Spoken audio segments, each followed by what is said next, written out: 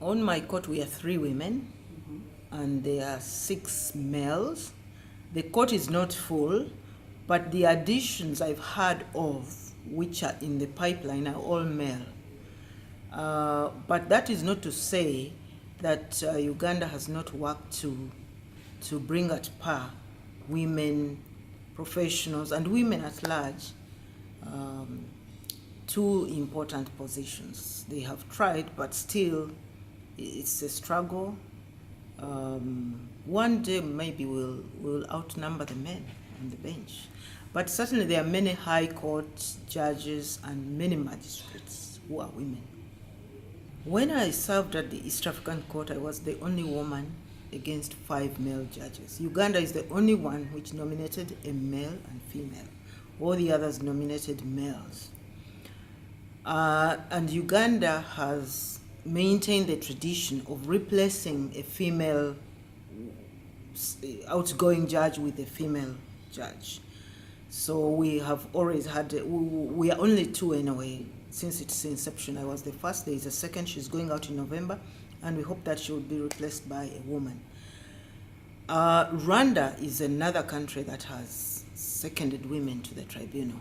Unfortunately for Tanzania and Kenya, they still send all males, and we hope that that will change in the near future. I'm not sure about the situation of Burundi at the moment. It does matter because women have perspectives and perceptions that some male judges, unless they are really very sensitized, miss or don't have. This is not to say that all male judges are like that. Well, I've worked with male judges who are really very sensitive to issues of gender, and we have always agreed on these very important issues. But an example is the case of Akayesu. We had the opportunity to discuss this case because we tried rape as well. And for us, whereas we, the women, were very willing to maintain that definition as it was made in the trial court, male judges differed. They said we want to stick to the definition of rape as it is in the national jurisdictions. If I remember correctly, I think that the court was saying that any invasion of the female body of a sexual nature is sexual violence, whereas the traditional definition is limited to the sexual penetration of the male organ into the female organ. In the context of the Rwandan genocide, I would agree wholeheartedly with that definition because all horrendous things were done to women, sexual violence of all types. So I would be willing to expand that definition to capture all those. We had the defense attorney, but to be fair to him, I think he was insulting to all of us. I was the presiding judge, and the other 2 male judges were male. But because I was junior, one of the reasons is because I was junior to him and to the 2 other judges I was sitting in terms of age, although I was more senior in terms of service. And they treated me well. I mean, they respected me, they gave me due regard as their presiding judge and all that. But this defense counsel, I thought that it went beyond that. He was very, very insulting, very rude.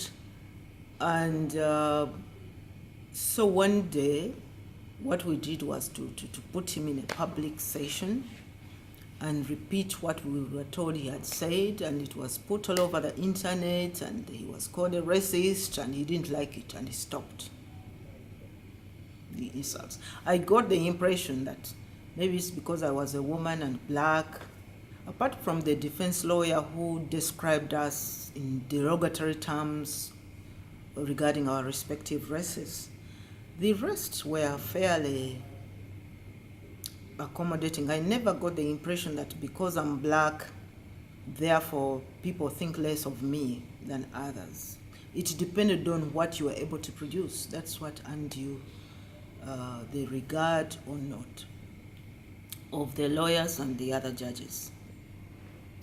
I think that although I didn't sit on the Akayesu case, the leadership of a woman as the presiding judge made a difference, because she was able to persuade her colleagues who were also inclined to go with her to make the important decisions they made about rape and the concept of the definition of rape, and the fact that in coercive circumstances rape may be inferred, might not be proved. So those are landmark decisions, and they are due to astute women leadership. I presided over one case in the tribunal, and my two colleagues were not as experienced as I was in the tribunal, because they had just come in, both of them. So I was able to guide them and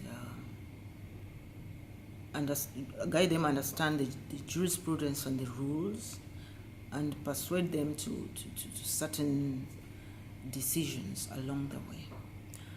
I also believe that in my first case, which was not Butare but in Ndapahizi, I was assigned to draft a certain section of that judgment, and my colleagues adopted it. So I was happy about that, and it was about murder. So some of the jurisprudence of murder is to be found in that case.